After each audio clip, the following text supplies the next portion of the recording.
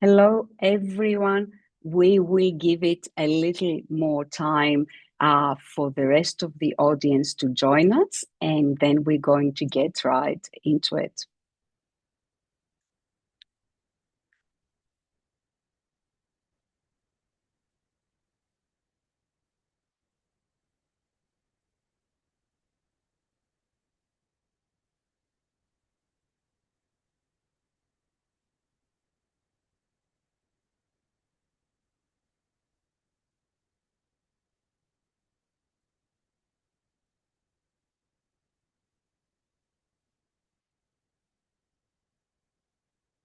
Not sure if that was enough time, but in the interest of everything we are going to be covering today, we shall make a start. First of all, it is a real pleasure to have you with us today. And before we begin, I would like to acknowledge the traditional custodians of the lands on which we work and live. I pay my respects to their elders, past and present, and extend that respect to all Aboriginal and Torres Strait Islander peoples. As a language professional myself, I recognize that Aboriginal and Torres Strait Islander people are the original storytellers, the original communicators, and the keepers of the original languages and dialects of this continent. I honor the enduring strength of these languages, the First Nations languages, and the role they play in maintaining culture, identity, and connection across generations. My name is Despina. I'm an NATI certified interpreter and translator. I'm the head of interpreting of 2M Language Services, and I have the privilege to be co-leading the Interpreter Employment Success Program, or IESP for short. So the IESP is an Ethnic Communities Council of Queensland initiative delivered in partnership with us, 2M Language Services and Settlement Services International. The program is funded through the Workforce Connect Fund, powered by the Queensland Government's Good People, Good Job, Queensland's Workforce Strategy 2022-2032. So before we delve right into today's topic, we're going to go over some housekeeping rules. You're, of course, encouraged to submit questions and comments using the chat function or the Q&A box of your Zoom instance. Be mindful that AI note-taking tools or external recording applications are not permitted. So if we see them featured into the chat, we're going to be removing them. Also, Auslan interpretation will be provided to support accessibility for all attendees. We kindly ask speakers and participants to be mindful of the Auslan interpreter by speaking clearly and at a measured pace to ensure accurate and effective interpretation for those that rely on it. And I will keep reminding myself of this as well. And the last thing to note, we won't be issuing certificates for today's webinar, but should you be audited by NATI as a credential interpreter, we are more than happy to attest to your participation at the session. So now, with all this covered, welcome to Induction Webinar number 10, our final webinar for the program. So from language to profession, diverse career pathways. So when people think about language careers, they often think only about interpreting and translating. While these remain critical professions, language skills open doors to many other exciting careers in healthcare, government, education, technology, policy, localization, community engagement, and further beyond. So today, we'll hear from 3 professionals who will share their career journeys, discuss emerging opportunities for bilingual professionals, and provide also practical advice for building a sustainable and meaningful career, hopefully using your language and cultural capabilities. And it's now time to meet our panelists for today.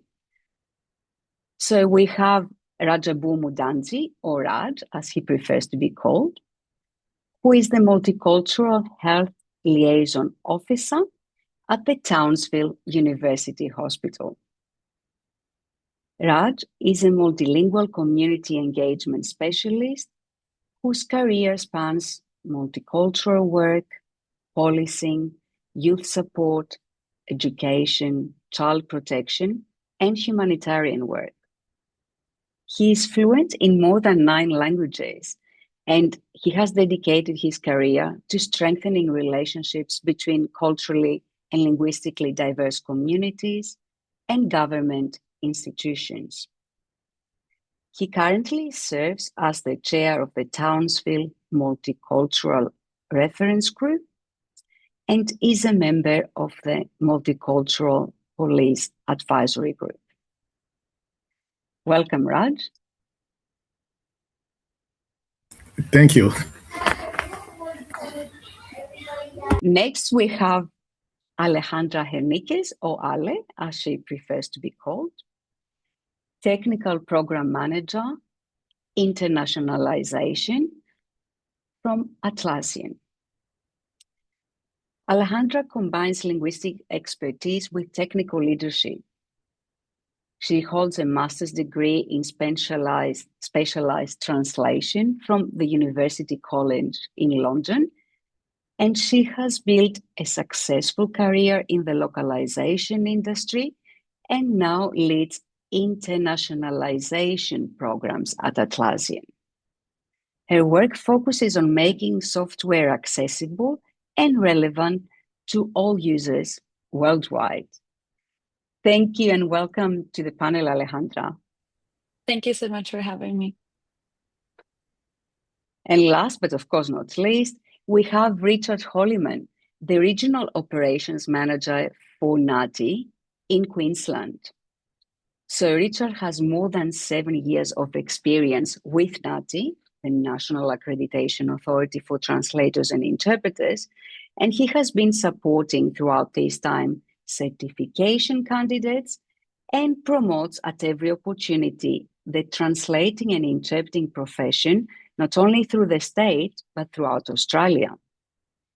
Prior to joining NATI, Richard has worked in multicultural arts and community engagement, and he has delivered a range of projects that support diverse and multilingual communities.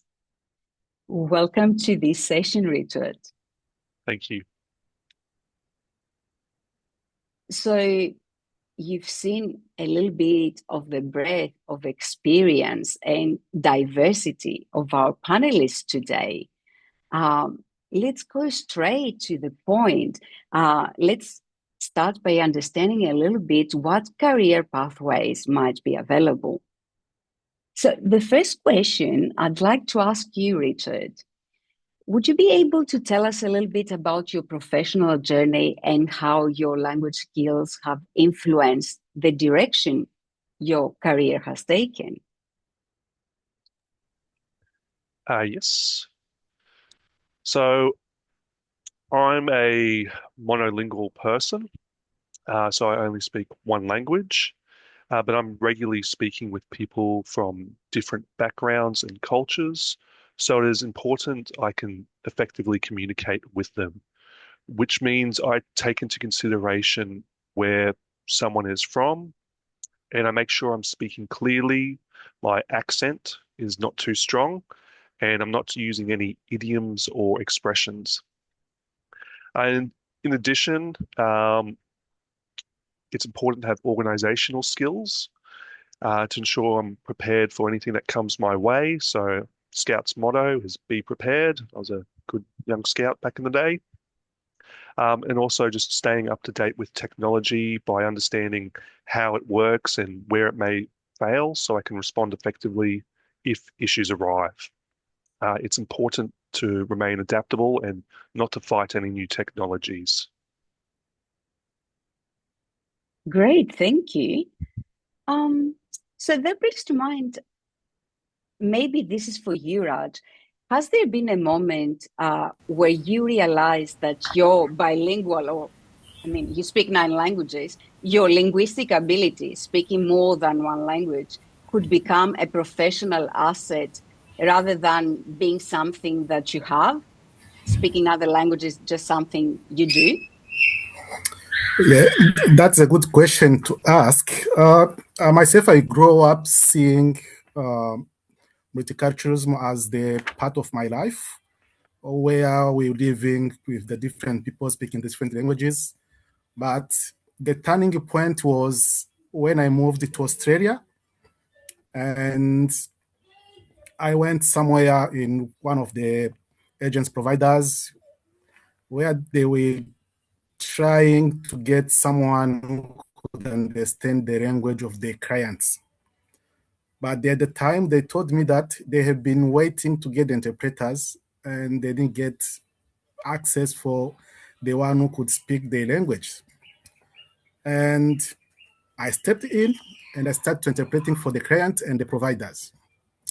So after that, the solution comes up, and surprisingly was when they told me that these questions we are asking our client, we have been waiting for someone to ask our client almost like 2 weeks, but we didn't get someone to ask our client. So you can imagine how speaking different languages can saving someone's life.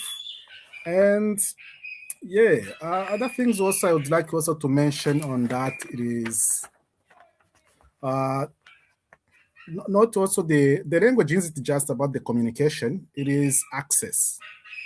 And Mm. sometimes I do say that there is no language barrier.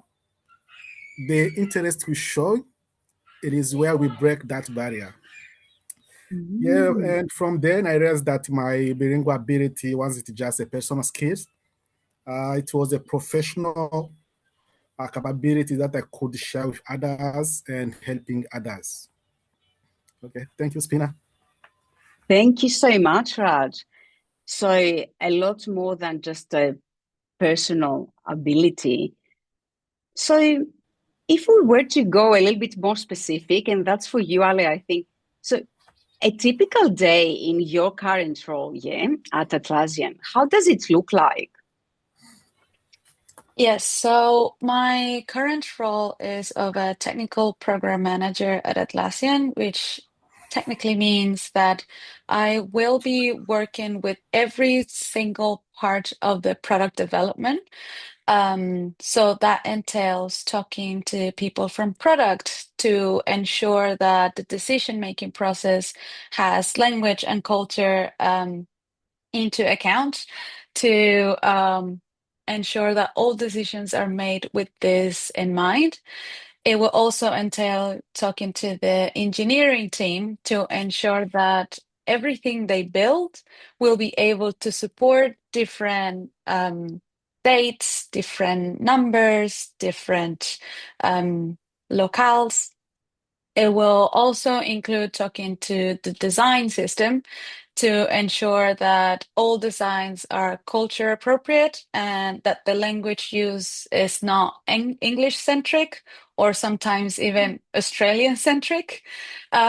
So my goal is to ensure that every party involved in building the product is aware of the language and cultural needs that this product might come up for the markets that the company targets. So, in summary, the goal is to ensure that all our products are accessible to all. That's great. Thank you. So, you're pretty much the bridge that brings together linguistic expertise with technical expertise Yes. because the two not necessarily speak to each other all the time. So, you just make sure they do. Yeah, communication is key. Excellent. Very, very good. So, if we are to go back a step, remember we mentioned earlier that many people associate language careers solely with interpreting and translating. It is no small feat interpreting or translating, that's for sure. But what other career pathways should bilingual professionals or people with language talent be aware of? Maybe, Raj, that's something you can answer.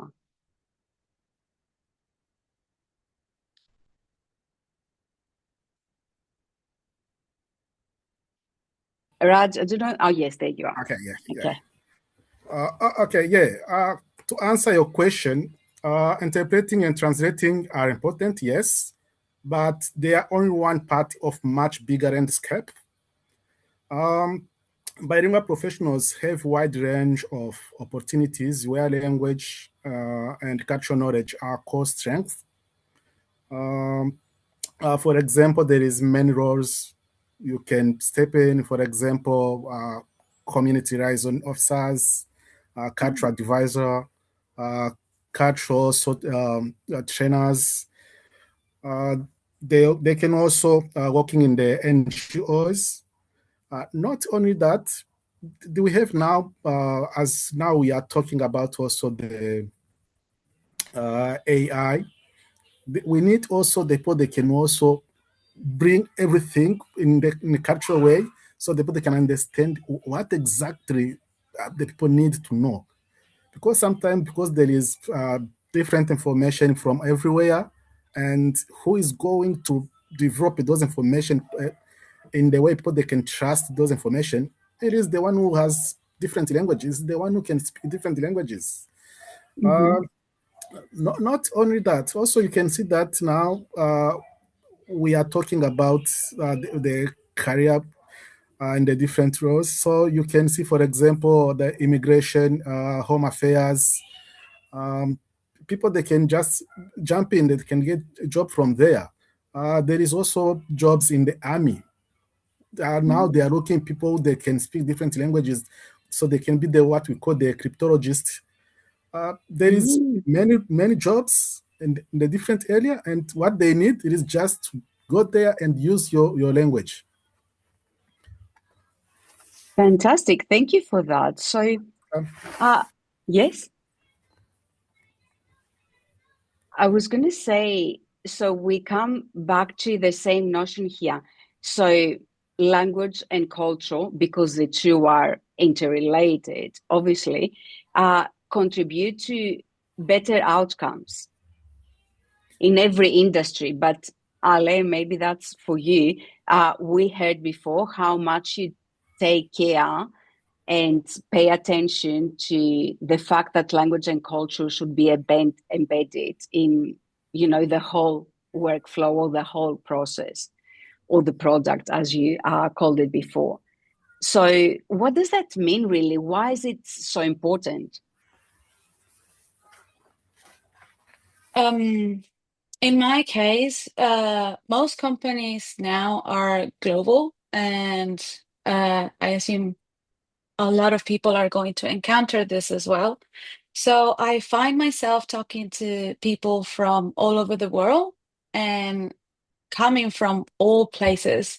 So having this cultural awareness will help you towards building relationships, not just within your realm, but also for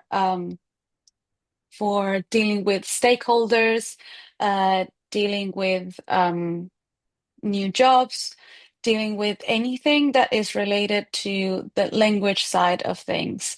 Because as a person who uses language skills as the foundation for my professional career, being aware of cultural needs and differences has opened not just professional doors, but interpersonal doors that I think help you to develop both professionally and personally.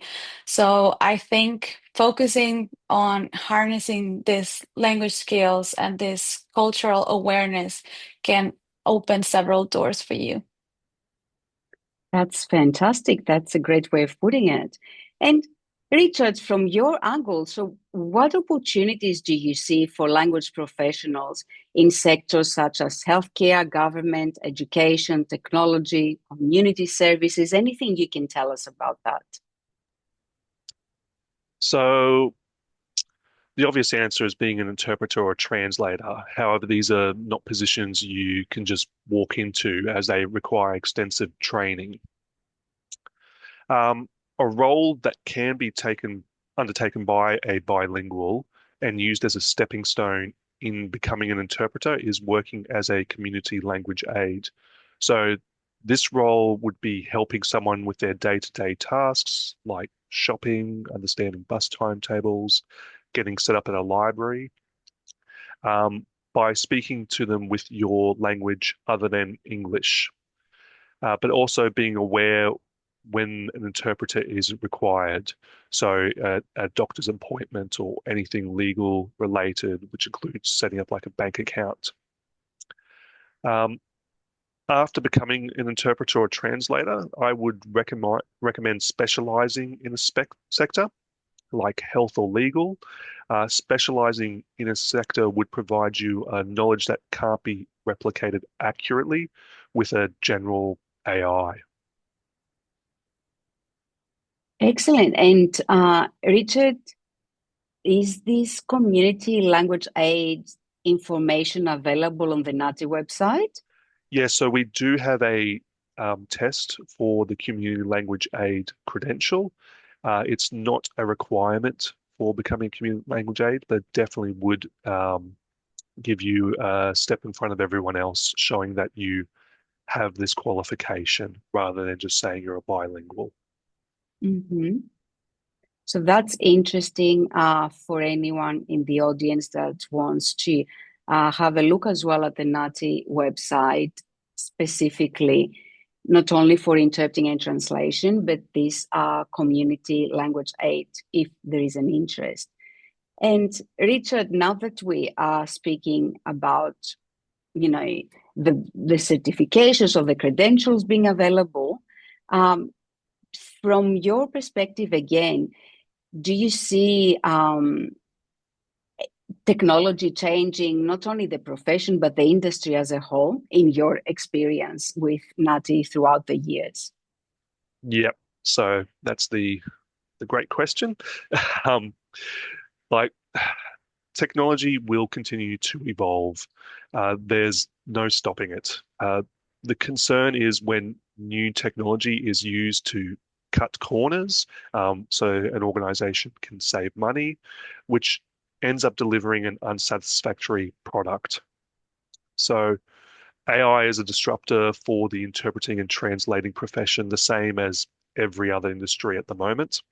It's an amazing tool, and it has removed the need for interpreters and translators in non-critical jobs.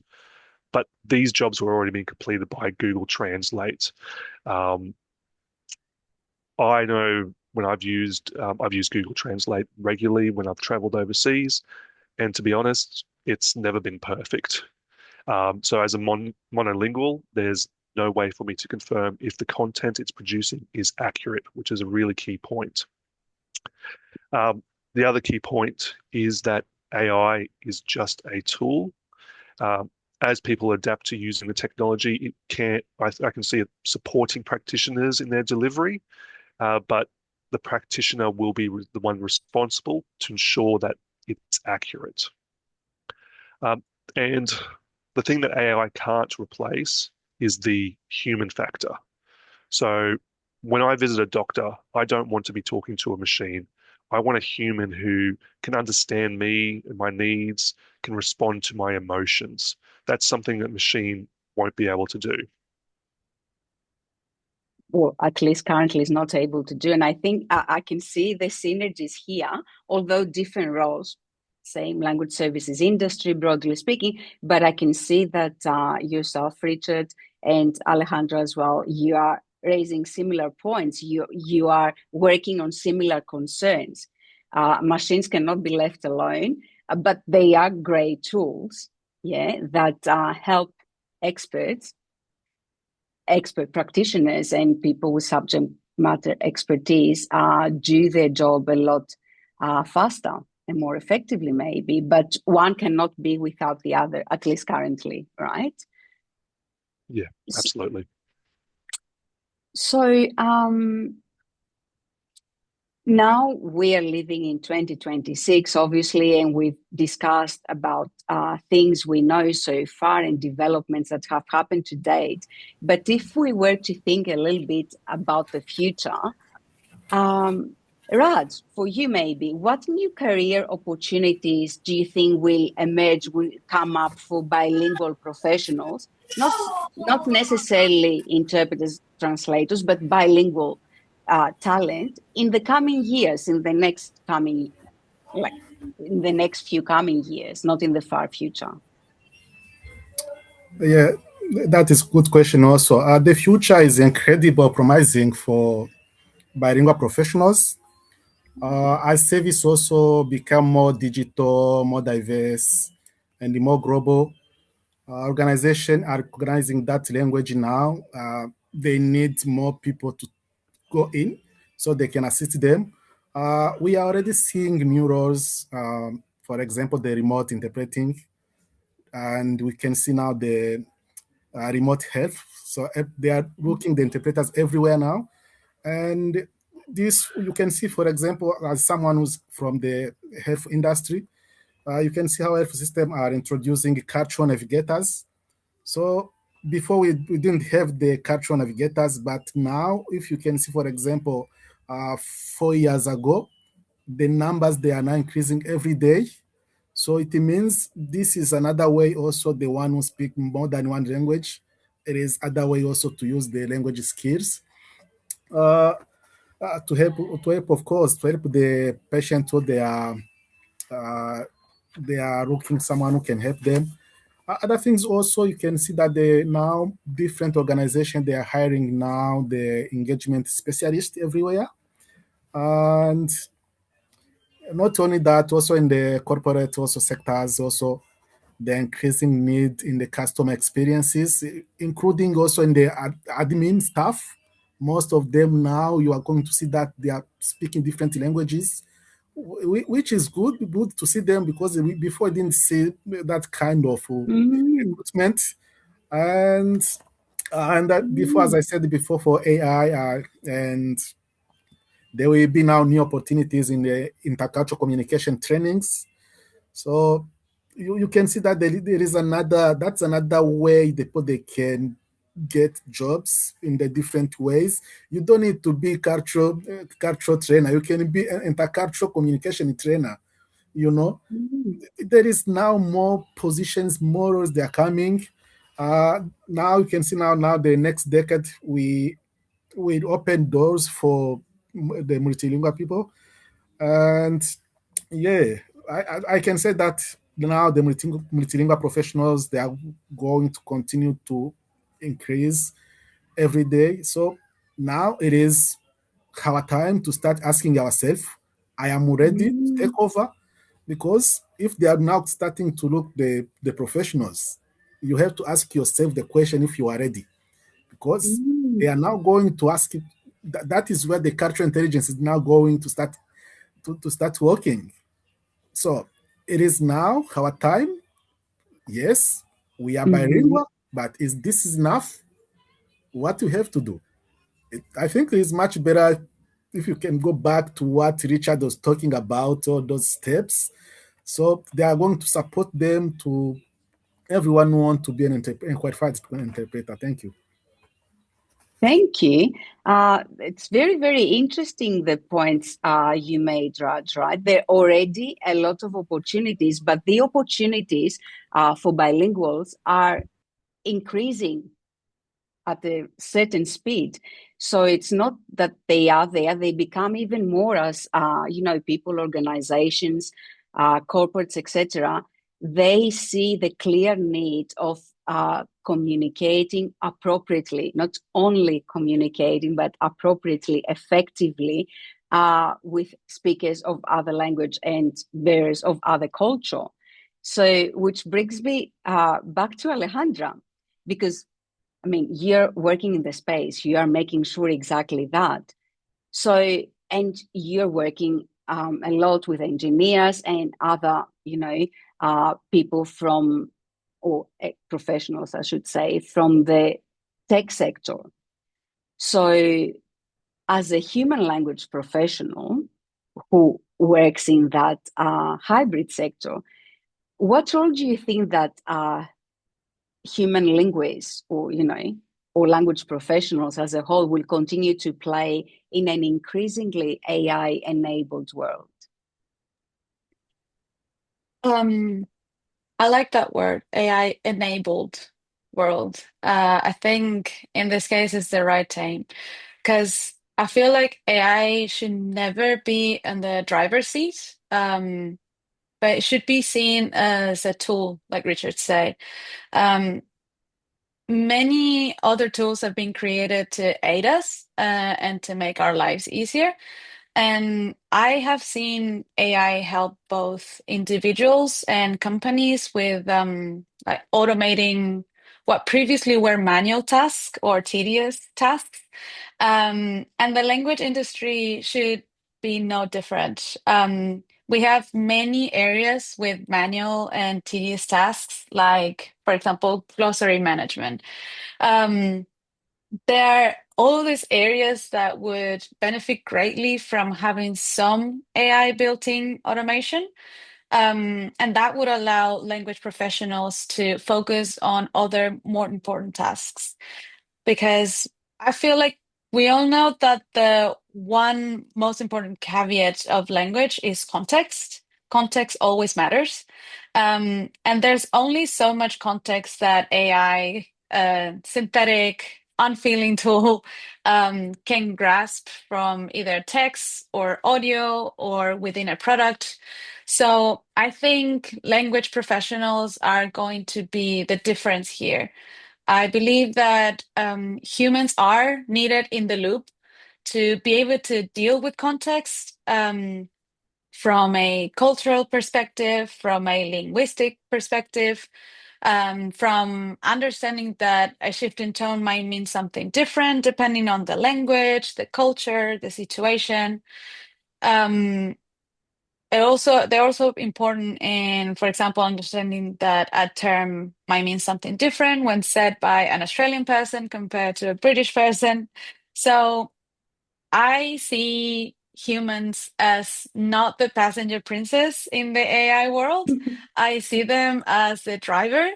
And I see AI as the navigation system that helps you to get to places, but cannot actually get to the place on its own. So I feel that language professionals are still the main characters in this journey. That's a great thought actually, and it's very encouraging and very hopeful, because we also maintain that yes, AI definitely has changed a lot of things. Mainly, it has made the mundane and repetitive tasks, as you mentioned, not the concern of the professional anymore Mhm. necessarily, freeing up a lot of time for more creative work. So we see a lot of roles being created, and that's what Raj was saying as before. As a matter of fact, like having to deal with different cultures, so many different cultures, and so many different languages. There's so many other roles that are being created, which are technology enabled, or technology has a big role to play. So it's nothing to remain really skeptical about learning the available technologies and keeping up to date with developments, which admittedly are so rapid and very hard to Yes. keep up with everything, but at least try with the most relevant and pertinent for our industry, because Mhm. these are the professionals that will are currently and will remain sought after in the future. Yes. So exactly, there is more to it. Obviously, language and languages is what starts everything. It's the launching platform. It's a great asset, but not alone. Like anything on its own, does not create a meaningful and sustainable career. So there is more that is required, definitely. And yeah, we like to use technology according to the guidelines provided. A lot of organizations and government departments, they have issued guidelines about the approved use of technology. NATI has got a white paper as well on, the appropriate use of AI tools. We have also a guide as to language services, and I'm sure, many other organizations as well. So very important to be aware of all that, what is permissible as well. So obviously this topic is endless and we could be talking forever, but in the interest of time, we have to, streamline it to certain questions. So if we are to be a bit more practical, I guess, and in terms of steps that the participants that are listening can take over the next 12 months to strengthen their career prospects, from a NATI's perspective, Richard, what would you advise? Practice, practice, and practice. Yeah, definitely the 5 Ps: prior, planning, prevents poor performance, is something we always try and reinforce for everyone. If you are intending to gain NATI certification, you'll need to, of course, complete a course. It could be a skill set course, a diploma, master's degree. You need to complete that first before you can sit the NATI test. All that information's on our website. I won't go too much, but take your time and practice.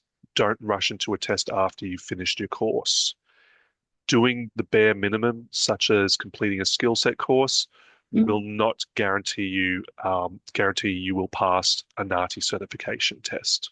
Okay, so doing something like the IESP modules on top of the skill set course is definitely going to make you into a better position for preparation. We also have available the free sample materials on our NATI Learn portal if you're wanting to prepare for one of our tests. But other things you can do is find a mentor who can assist you, engage with OSIT, talk to a language service provider about work placement, noting you're not completing jobs as an interpreter, or engage a humanitarian settlement program service provider to work as a community aid is another great way to step as a stepping stone into becoming an interpreter. Great, thanks, Richard. So in your experience, like, for example, organizations such as Settlement Services International, to mention one, they do employ bilingual professionals for non-critical communication needs. So do you see some of them, proceeding into studying interpreting and actually becoming credentialed interpreters? Yeah, so it's part of just being amongst the industry, as in a language-based industry where you're using your bilingual skills, but you're also using your English skills at the same time. I see that as a great way to strengthen. If you're planning to become an interpreter as your end goal, that's a great stepping stone to get to that end goal as an interpreter. Don't try and rush into just becoming an interpreter straight away. Take your time. Make sure you're ready before you take NATI certification. And definitely don't just go out and start interpreting without a NATI credential. The credential is there for the whole profession to strengthen the industry. It's the same as any other industry. You got your tradies, they all have to complete an apprenticeship before becoming qualified tradesmen. Exactly. So there's a difference, I guess, between speaking another language and being a certified interpreter or credential interpreter, because recognition is also a lower credential. So what this means from the end user's perspective is that someone has, been tested and their language transferring skills the cultural competence and ethical also competence has been tested and ascertained, which if we think ourselves as the end users of any type of service, this is what we're looking for, right? We wouldn't go and consult a clinician that has no qualification, right? So if we want to uphold, a professional standard and be called professionals as interpreters, we need to have, our expertise tested and vouched for. This is the whole idea. In a nutshell, obviously, Richard, I'm sure we can explain it a lot better. But yes, and there's no real enmity. What we're trying to explore here, language, again, being the launching platform, being the beginning of everything that happens within our industry, the language services industry. But it has different branches and different pathways. So, interpreting and translating is what is required in order to practice, is a NATI credential in order to practice in Australia and New Zealand. So we need to hold a NATI credential to be employed in other industries, not in other domains, not as interpreters or translators, but as multicultural liaison officers or multilingual aides, or in the defense sector. They don't require per se a NATI credential because the position is not interpreting per se. Is that correct? Yeah. NATI certification, yeah. If it's not interpreting as such, you don't need the credential. Overseas, in Europe, they've got different systems and on how they engage an interpreter. But here in Australia and for New Zealand as well, if you're engaging a government agency, interpreting the courts or in the hospitals, you should have NATI certification. Exactly, and depending on your language pair as well, because certification is awarded for 72 languages, I think, currently. That's great. Yeah, so when I say NATI certification, I include recognized practicing in that as well. Perfect, thank you. Yeah. So yes, if you're considering working and providing services for hospitals, courts, tribunals, and any other government, but also non-government organizations, specifically as interpreter, you need to get certified by NATI. It's yes, it's how it is, and it is the reason that we have a very robust certification accreditation system, different to other parts of the world, that there are organizations doing their own individual thing. So very, very important to make that distinction. But if someone is unsure whether they want to become an interpreter, or they haven't considered it, or then they don't necessarily want to go down that path, Raj, what other pathways would you encourage them to explore, and where to find these other opportunities to explore? I do always say that interpreting is just one pathway, and it is perfect okay to explore other options first. For example, you can just starting in your community where you are living and assisting your community to interpret the information so they can understand what the information. And also you can also, as you said before, you can also trying to get a job like a multicultural liaison officer, or jobs in the Queensland police like a police liaison officer. And also you can also try to get a job also in the home affairs, immigration. Also, you can also try to get also a job also as a intelligence analyst also in the defense. There is many opportunities where you can start. Uh, Other things also I can mention on that is these roles are people to use the language skills in a meaningful way without the pressure of formal interpreting. So do you understand what I mean? Those roles, they are just there. You can use your language, but there is no pressure for being a professional interpreter, because by the Mm. time they are going to need a professional interpreter, they have the pathways how they are going to get them. Of course, it is good if you are already an interpreter, you are going to get double salary, of course, because you are going to do that job. And often these pathways help individuals discover what they enjoy most, whether it is advocacy, education, Mm. cultural mediation, or direct client support. Uh, Mm. so the message is simple: bilingual skills open many doors, and interpreting is one option, but it is Mm. not the only one. Thank you. Thank you. So now, if we were to streamline it down to the single most important piece of advice that you, Alejandra, would give someone hoping to build a long-term career using the language skills, what would it be? I would suggest to everyone to be curious and open-minded. Um, so we all know that when you find this interest in language, language is tied to people's cultures and identities, and there should always be space at the table for that. But the second thing you should learn and be open to is that language work itself is far broader than any job title.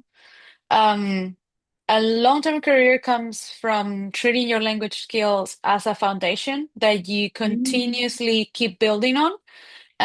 They are not a fixed destination, to me at least. So you will have translation, interpreting, localization, subtitling, teaching, project management, terminology, machine translation, editing, quality assurance. There are so many different options out there that are different doors with the same core skills to open Mm. them. So I would suggest you to stay curious about the tools and specializations emerging around you, and stay open as well to roles that you probably didn't originally picture yourself in, but Mm. they might interest you in different ways. Um, Even if it requires skills that you might be afraid of at the beginning, when you connect those skills to your language skills and to something Mm. that you're passionate about and see them through that lens, it will make it easier for you to work on them and ensure that you develop them to be able to engage them with your language skills. So use the language skills as foundation and build on top of that. Thank you, Ale. I think that's a great piece of advice, and it's transferable to everyone, really everyone. So it's really, really good advice. It's exactly what is required. Um, Look, we have so many questions. Again, we could be talking for a very, very long time, but we have so many questions. There's so much interest in the chat. So, shall we go straight into the questions, maybe? Of course. To be certified for NATI, what are the next steps for someone, Richard, that has completed the ISP modules? So your next steps would be to complete the skill set course and then set the NATI test if we have a test available for that language. Otherwise, if we don't have testing available, you can get that recognized practicing credential. So, there's no real such a thing as being a member of NATI, is being a credential interpreter, right? That's right. Yeah. So we're the certification body for um, translators and interpreters in Australia, as we were discussing earlier. Mm-hmm. So to gain NATI certification, you do need to complete that NATI test and pass it. And you can only sit that test after you've completed the prerequisites. So I'll post in the chat the link on how to gain NATI certification, and you can read through the website page there with all the information. Mm-hmm. Thank you for that. Uh, so if maybe Raj, that's a question for you.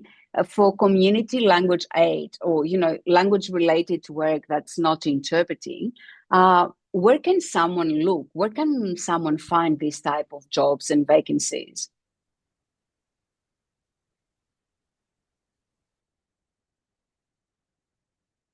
If you know. So for me, for It is example, always yes. continue to it is always continue to search on the Seek Yeah. website. There are also all those websites where they advertise the jobs, and you can see Mm. just job description, read the job description, and asking you the question if this is you, and from there you can know that okay, this is the job I can do. But sometimes you cannot expecting that they are the job that are going to be available in this time. It depends. Sometimes they need, and you can see, for example, this year there can be more jobs in the interpreting, and the next year they're coming under job in the different area, but where they're going again to assist the community for the communication, but in the different ways. So otherwise, we just continue uh, to research, and also you can also asking also the AI the prediction what they're predicting in the Queensland this year or the next year. Recently, we saw the budget for financial year. So from there, you can okay, this year we are going to get more jobs in this area. Mm. I'm That's a not good sure if way. I answered the question. I think so. I was going to say also the same similar things. I wasn't going to mention the AI about the work that's going to be most sought after, but like the search uh, sites for like Seek, Indeed, but also social media, LinkedIn as well. I would also encourage to check regularly the websites of hospital, Department of Defense, and other government departments as well. And you can also have alerts in the different, you know, search websites like Seek and Indeed, which are according to your language parameters. So there is a lot of things that you can be doing. You can be active in the community media for your loads, the languages other than English as well. I was talking to someone yesterday who teaches podcasting and actually has a podcast in a language other than English. So that's something different again. So there is a lot of opportunity through language. This is the message that we heard, loud and clear, I hope, through this session. But there's more questions. So, Ale, localization. If someone wants to learn more about localization, what do they do? Uh, for localization, at least to enter the world of localization, I would suggest to first dip your toes into project management as well, because localization is the process of adapting software or products or copy for specific regions. So a lot of the time is to be able to manage different areas of a product from a language perspective to ensure that is culturally aware, language aware, and that is how I entered the world. I worked on project management first and in different areas. So I worked in legal translation, medical translation, video game translation, and all of this kind of exposed me to the different needs that go beyond translation and interpreting itself, but to the core of anything that you're working on. I will call it the product, but you know what it is, a general hat. Um, but this is pretty much what localization work focuses on. So you can become a localization specialist by understanding the linguistic and cultural differences that might affect a product itself. I believe someone asked whether this was just contracting or if it was on a freelance basis. And this can be done both ways. There are some companies that will require a localization specialist for a specific project. And in that case, they will ask for a contract to join their team. And in other cases, they have ongoing projects, which is my case, where my company develops over 40 products, and all of them continuously require language specific knowledge. So in my case, my role is permanent, but it will go depending on the company requesting the service. But there are both out there. So I would encourage you to look into anything localization specific in LinkedIn and everything that everyone else has mentioned. All of these portals also are relevant for this kind of work. Great, thank you. And this goes for any type of professional pathway within the language services industry. It can be full-time, part-time, casual. It can have a lot of forms and shapes. It really depends. Their in-house role, their contracting roles. So for those of you that have gained recently NATI accreditation and do not really know where to begin from, come and talk to us. Do we have a group as Term Language Services that volunteer to get some experience in the sector? Yes, come and talk to us and we'll help as much as we can. I mean, this program is meant to do exactly that as well for early career professionals. So in terms of NATI course, NATI doesn't have a course that provides you with, Richard, you might be better posed to explain this. Yeah, so NATI doesn't currently offer a course to sit the NATI tests. That's done by other institutions like TAFE South Australia, RMIT, Babel, I think it's University, Babel University over Yeah, in Western the Australia. college, yeah. Yeah, there isn't one specifically in Queensland currently. TAFE Queensland used to offer it, but they no longer do, which is a real shame. But yeah, the you complete a course through another institution, and then you come to NATI. So these courses are often online. The skill set course is only 6 weeks and covers the fundamentals for being an interpreter.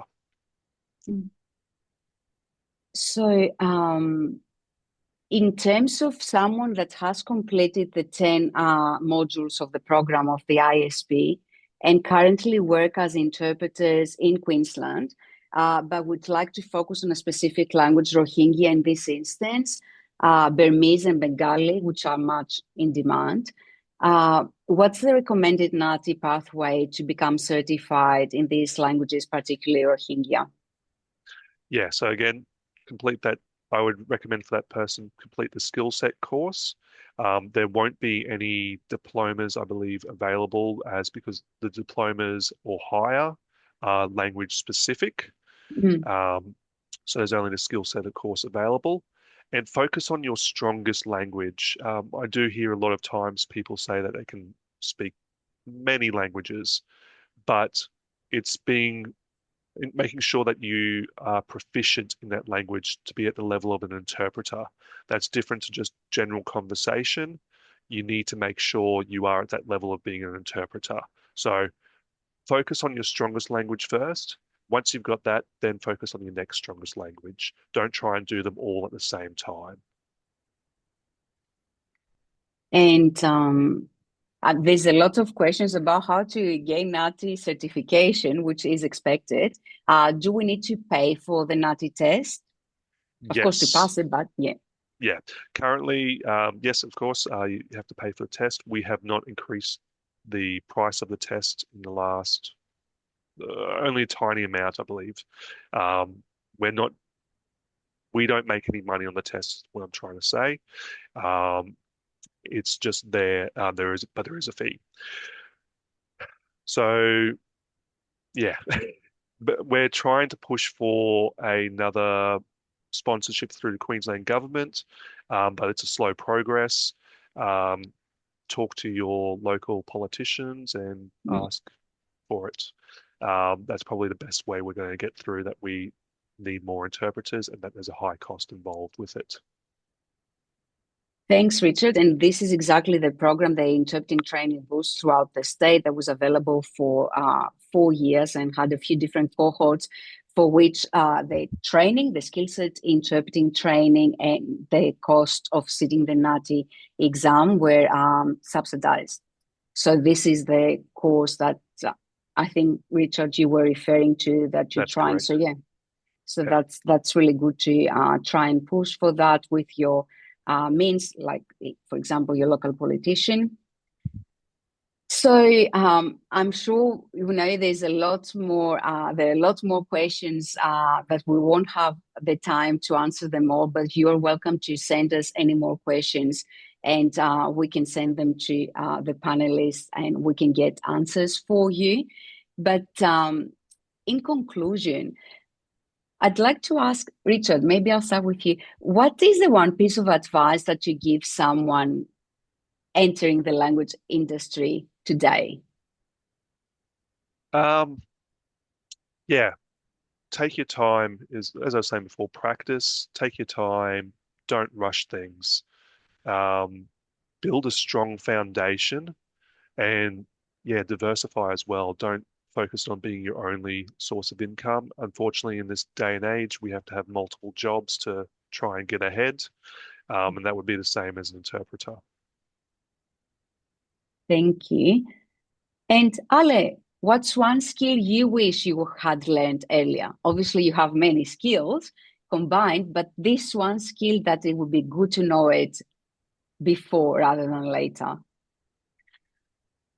I will, I think I would like to, I would have liked to work on my organizational skills right at the beginning, because language requires a lot of linguistic knowledge, and becoming a translator, becoming an interpreter, it does require to study a lot of linguistics, but a lot of the courses that we take don't really focus on the organization of our time, organization of our resources, or organization of how we best work. That is also something that we need to understand to ensure that we are not our worst enemies.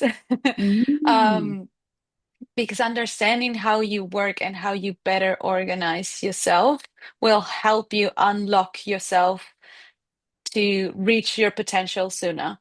Um, so pretty much stop being my own blocker. That's a very good piece of advice. Thank you. And finally, Yiraj, in one sentence, if you can condense it, what makes working with languages rewarding? Yeah, it is just knowing what you are doing and making sure that you are a trusted person. That's what I can say. You have to make sure that you are a trusted person from the community. Thank you. And thank you to all our panelists for today. Thank you, Richard. Thank you, Alejandra. Thank you, Raj. Thank you to Donna, our Auslan interpreter, and thank you to all of you that have been with the induction webinars and with the IESP so far. As we heard today, the message is really positive. There's a lot to be gotten by speaking other languages and be well versed in other cultures and utilizing these skills in a variety of different ways. And there is so much out there, and so much more keeps creating fast. So yes, to borrow Alejandra's, remain curious, remain open, don't be your worst critic, and yes, become specialized, learn the more that you can, keep being curious, get tested for what you know, what your expertise they are, get, credentialed. If you are going to be working as an interpreter, it is worth the investment. And yeah, the future is yet to come, and all opportunities are open. Thank you again. Thank you for your time. Thank you for being with us today. And we'll let you go on and continue the rest of your day. Thank you so much for having me. Thank you. Thank Thank you you, for everyone. coming. Thanks. Thank Thank you. you.